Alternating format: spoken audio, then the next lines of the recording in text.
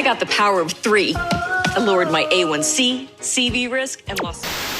Bonjour et bienvenue dans cette nouvelle série de vidéos. Première vidéo de ce concept. Aujourd'hui, on va parler d'une pratique qui est devenue virale, l'utilisation détournée d'un médicament pour de base diabétique, l'Ozempic. De personnes s'injectent un antidiabétique pour perdre du poids. Ce médicament s'appelle l'Ozempic. C'est devenu la promesse minceur du moment, un médicament pour diabétiques détourné comme pilule minceur miracle. Des milliers de personnes ont suivi le mouvement. Mais attention, derrière cette promesse de facilité, des effets secondaires graves et des histoires choquantes émergent. Dans cette vidéo, j'enquête avec vous d'où vient ce mouvement, comment il est devenu la star du moment et surtout pourquoi cette quête du corps parfait peut en réalité tourner au cauchemar.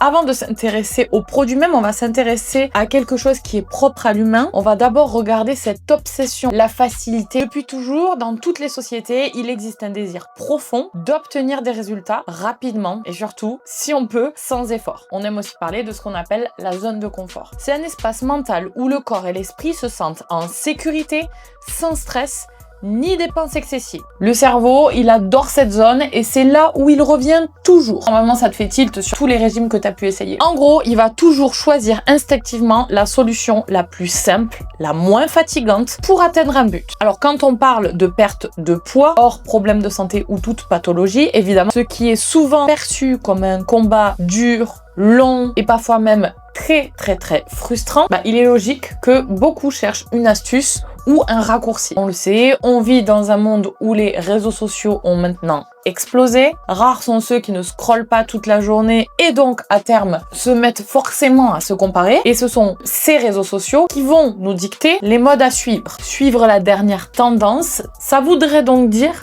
je fais partie du clan, j'appartiens moi aussi à un groupe. Et quand cette mode c'est la minceur et qu'on voit toutes ces stars le faire très rapidement, c'est marrant, on est en quête de facilité, de quelque chose de miracle qui pourrait se zinguer dans notre vie de tous les jours. Or, nous n'avons pas la même vie de tous les jours que les stars. Derrière ce besoin d'appartenance, ou tout du moins d'avoir tout ce qu'on a envie d'avoir, mais sans effort, il y a souvent des conséquences invisibles qu'on va voir ensemble. Ces standards qui évoluent au fil du temps, ils sont imposés par la société. Souvent, c'est via des figures d'autorité, la publicité et plus récemment, les réseaux sociaux. Aujourd'hui, ces plateformes, c'est comme nos nouveaux arbitres au niveau des modes, des normes, et elles amplifient l'urgence d'être conforme. Alors face à cette pression constante, le recours à des méthodes faciles pour perdre du poids, ça devient une tentation à la fois séduisante et dangereuse. Dans le sens où les gens arrivent vite à se dire tant que j'ai enfin mon objectif, la santé, ça passera après, j'y réfléchirai plus tard. Comme si on avait une deuxième chance finalement à la fin de la vie et qu'on nous disait allez, round 2, c'est pas grave, ça va pas marcher cette fois, tant pis. En général, quand il y a de la facilité, ça cache souvent des risques graves. Surtout quand il s'agit de produits médicaux utilisés sans surveillance. Imagine un peu, dans ta vie, t'as plein de trucs à gérer, boulot, famille, stress, et en plus, où on te fait comprendre via un martèlement de pubs, de réseaux sociaux, de visuels, que pour être accepté, il faut que tu aies tel corps, telle vie sociale, tel visage, tel make-up, telle pratique sportive, telle alimentation, bref, il faudrait devenir parfait. Or, le propre de l'être humain, c'est justement de ne pas l'être. Donc, quand tout le monde parle d'un produit miracle sur Insta ou sur TikTok, que ta meilleure amie l'utilise, que ta star préférée l'utilise, t'as envie d'essayer aussi. En fait, c'est un vrai cercle vicieux où la pression sociale et la recherche de facilité s'entremêlent. Et c'est là que l'Ozempic s'est transformé en star des réseaux. Alors qu'est-ce que c'est exactement Ozempic? Pour faire simple, c'est un médicament inventé pour aider les personnes atteintes de diabète de type 2. C'est une maladie où le corps a du mal à gérer le sucre dans le sang. Ozempic, ça agit comme un assistant dans ton corps. Ça ralentit la digestion, ce qui fait que tu as moins faim, tu manges moins et du coup tu perds plus vite du poids. Je vous vois venir là, vous voyez que les trucs positifs, mais attendez, j'y viens. Attention, c'est pas une pilule magique pour maigrir, c'est un traitement pour des patients qui en ont vraiment besoin. Avant que ça fasse tout son buzz, l'Ozempic, ça a quand même tourné un petit peu, devinez dans quoi? Le monde du fitness, oh! Au début, moi, je me suis dit, c'est un produit miracle. Ça va m'aider vraiment à perdre du poids.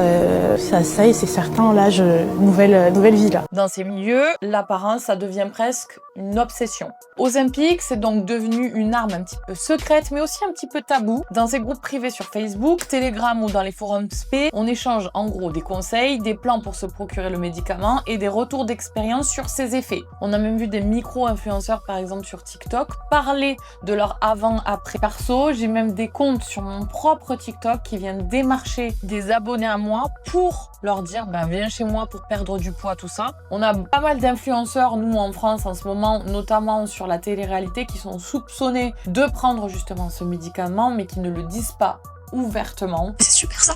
Je lui ai même pas demandé c'était quoi les effets secondaires, rien tout ça, j'en avais rien à péter, je voulais juste perdre. Ça crée un petit peu une confusion parce qu'il y a une partie des abonnés qui comprennent que ça vient d'Ozempic et il y a celles qui sont complètement en dehors de tout ça et qui sont là à tabasser les commentaires pour connaître la recette miracle de comment t'as fait pour perdre 20 kilos en 2 mois, c'est incroyable, alors que non, c'est pas incroyable. En général, c'est toujours une très mauvaise idée de perdre aussi vite. Après avoir circulé donc dans ce monde un petit peu du fitness, ça a commencé à faire son petit chemin et petit à petit, on a vu de plus en plus de stars utiliser ce fameux médicament. Alors comment ça en est venu à exploser comme ça? D'abord, les réseaux sociaux, encore une fois. Des centaines de vidéos TikTok, Instagram et YouTube ont montré des avant-après impressionnants, ça crée un effet viral, des témoignages parfois enthousiastes, parfois alarmants.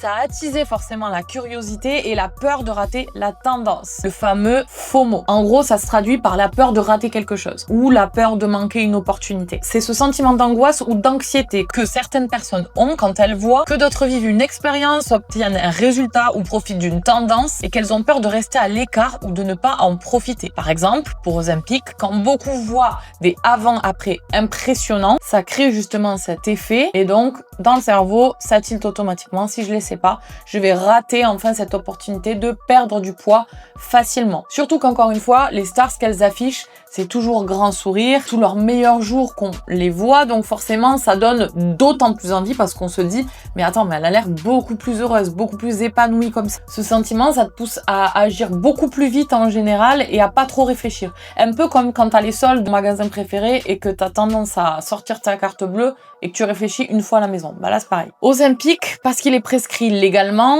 il a échappé à cette image de drogue minceur dangereuse. Résultat, les gens, ils ont moins de barrières mentales à le commander et donc ils ont aucun mal à détourner son usage initial qui est, je vous le rappelle, le diabète. Très vite, la demande, elle a explosé. En France, en Belgique, aux États-Unis, des gens ont commencé à passer des téléconsultations express pour obtenir une ordonnance. Des marchés noirs et des livraisons interdites ont eu lieu, évidemment. Des pénuries ont été signalées partout dans le monde. C'était vraiment l'étape qui nous manquait, les stars qui montraient leurs avant-après, leur bonheur. Donc pour ceux qui étaient passés à côté du phénomène Ozempic, c'était bon, tout le monde était enfin dedans. Si une célébrité fait ou porte quelque chose, ça devient cool. Mais si plusieurs célébrités le font, voilà, ça devient la nouvelle normalité. Notamment Golnessa, influenceuse et star de la télé-réalité, elle a assumé très publiquement avoir pris Ozempic pour maigrir. Elle a même posté ses injections sur Instagram, disant que ça l'avait aidé à se sentir mieux dans son corps après sa grossesse. Donc ok, Ozempic, ça fait perdre du poids, c'est indiscutable. Donc c'est quoi le problème finalement? Derrière les promesses d'un chiffre qui baisse sur la balance, il y a des données que peu de gens regardent de près. La composition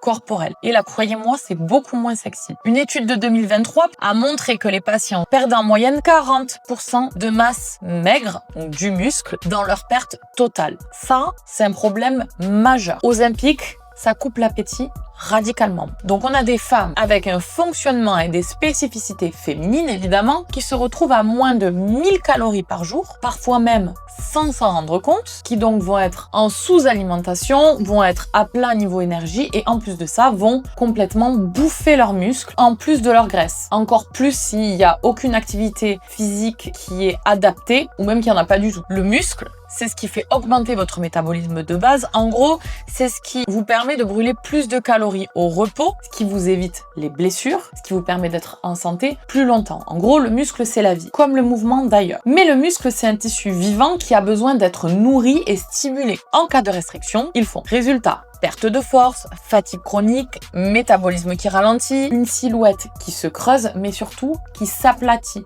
C'est vraiment cet effet de plus du tout aucune tonicité. Donc vous perdez, mais par contre vous n'avez pas du tout cet effet tonique que vous pouvez avoir lorsque vous perdez du poids, par exemple, à l'aide du sport et d'une alimentation adaptée. Là, vous allez avoir de la tonicité. Avec Ozempic ou avec une sous-nutrition, vous allez avoir cet effet flasque parce que vous allez perdre du muscle. Certaines célébrités l'ont d'ailleurs découvert à leurs dépens. Gonessa, dont on parlait tout à l'heure, par exemple, elle a avoué dans un live sur Instagram avoir perdu énormément de poids, mais aussi d'énergie, de tonus et même son glow naturel. Elle explique que malgré la minceur, elle se sentait flasque et affaiblie. D'autres figures comme Remy Banner, influenceuse américaine grande taille, ont dénoncé l'effet yo-yo extrême après avoir stoppé Ozempic. Elle a repris plus de poids qu'elle en avait perdu. Mais aussi, elle a eu une sensation de déséquilibre physique profond. Le problème, en fait, c'est que la perte de muscle, c'est pas qu'un détail. On se fait plaisir parce que sur la balance, ça vous paraît plus sympa. Le muscle, c'est le moteur du métabolisme. Moins il y en a, plus le corps y devient lent, économe et résistant au changement. Et donc, la reprise du poids à terme devient probable. En gros, finalement, vous êtes en train de refaire exactement ce que vous faisiez avec vos régimes restrictifs. Il y a tellement de personnes qui prennent ce médicament parce qu'elles veulent s'affamer et ne pas en souffrir. Tu te dis, waouh,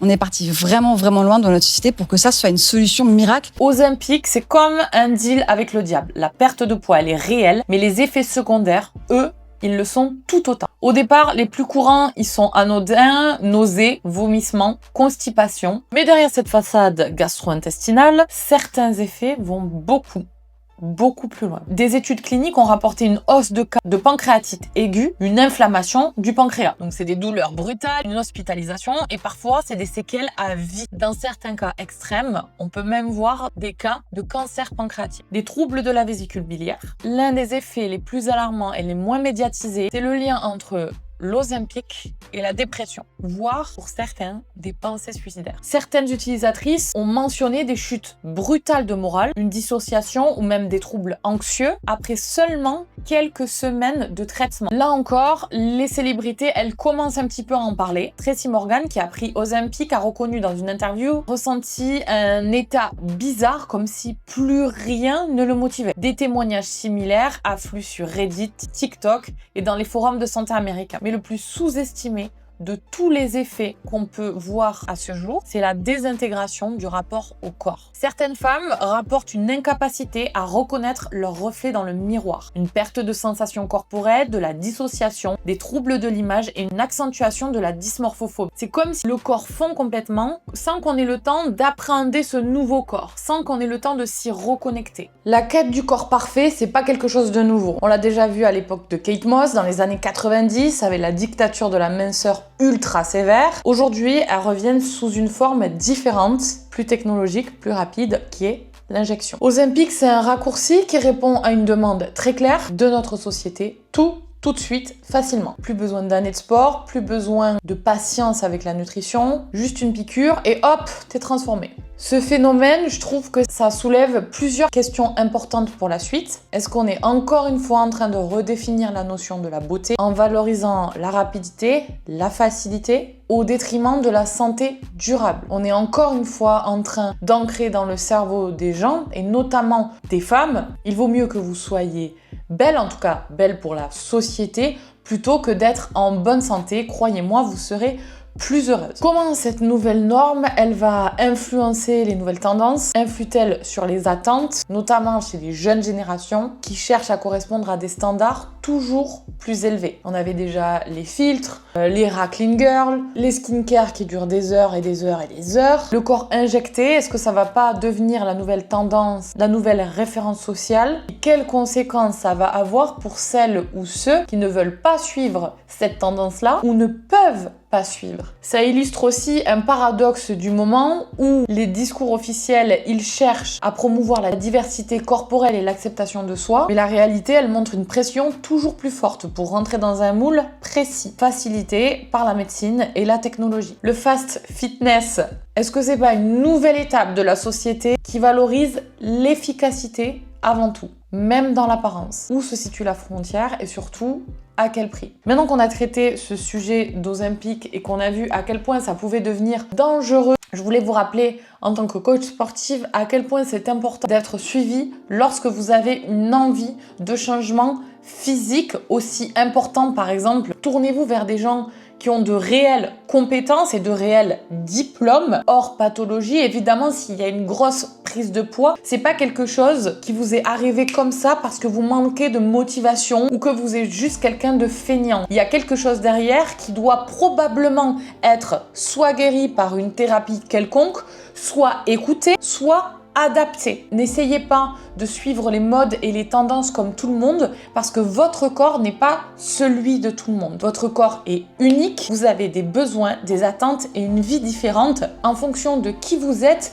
mais aussi de comment vous vous êtes construit ou construite. C'est important de se découvrir au fur et à mesure que vous allez changer physiquement, mais aussi au fur et à mesure de vos routines. Si vous voulez devenir une nouvelle personne, vous allez devoir apprendre à vous connaître en tant que tel, apprendre à réagir en tant que tel. Et ça doit prendre du temps. Ne foutez pas tout en l'air juste pour que ça aille très très vite et pour au final vous retrouver à 70 ans, avoir plein de problèmes de santé, ne pas pouvoir profiter ni de vos enfants, ni de vos petits-enfants, ni de votre vie en fait tout simplement. Personne ne se souviendra de à quel point vous étiez mince. Ça n'est pas un objectif de vie. Ce qu'on veut, c'est bien vieillir, oui, et mieux vieillir. Donc en conclusion, avec le moins de douleurs et de pathologies possibles, avec une santé mentale, si possible, au top, pour pouvoir, si possible, transmettre notre génération aux générations futures, la façon qu'on a eu, par exemple, de s'accepter tel qu'on est. La société ne vous rendra pas l'appareil face au fait que